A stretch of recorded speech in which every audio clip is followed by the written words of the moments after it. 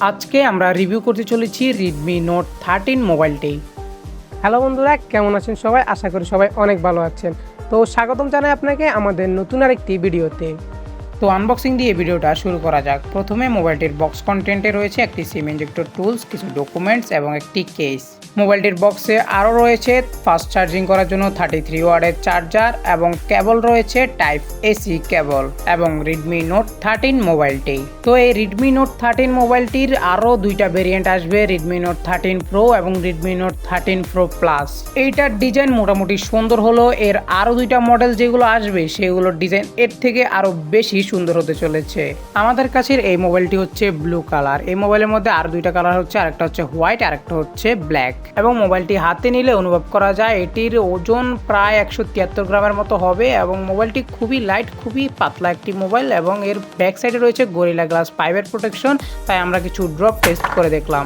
মোবাইলের নিচের দিকে রয়েছে মাইক্রোফোন, টাইপ সি পোর্ট এবং স্পিকার। রাইট সাইডে পাওয়ার বাটন এবং ভলিউম আপ ডাউন বাটন। উপরে রয়েছে আয়ার প্লাস্টার, হেডফোন জ্যাক এবং নয়েজ ক্যান্সেলিং মাইক্রোফোন।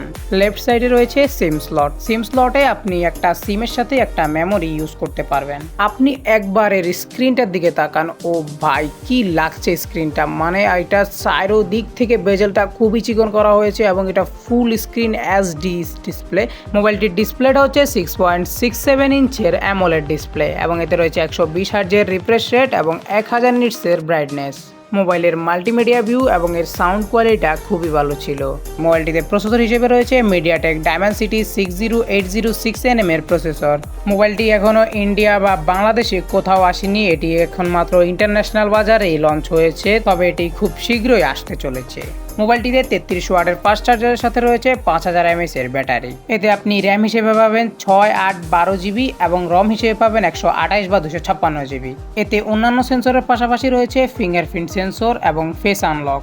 মোবাইলটিতে কানেক্টিভিটি হিসেবে রয়েছে 5G ব্যান্ড, ওয়াইফাই 5, ব্লুটুথ 5.3 এবং ডুয়েল 4G সাপোর্ট।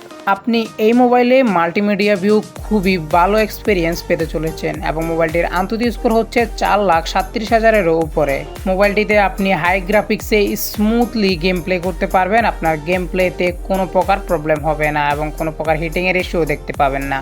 এবং মোবাইলটিতে মেইন ক্যামেরা হিসেবে রয়েছে 108 মেগাপিক্সেলের মেইন ক্যামেরা এবং আরেকটি হচ্ছে 2 মেগাপিক্সেলের ম্যাক্রো ক্যামেরা এবং ফ্রন্ট ক্যামেরা রয়েছে 16 মেগাপিক্সেলের ক্যামেরা।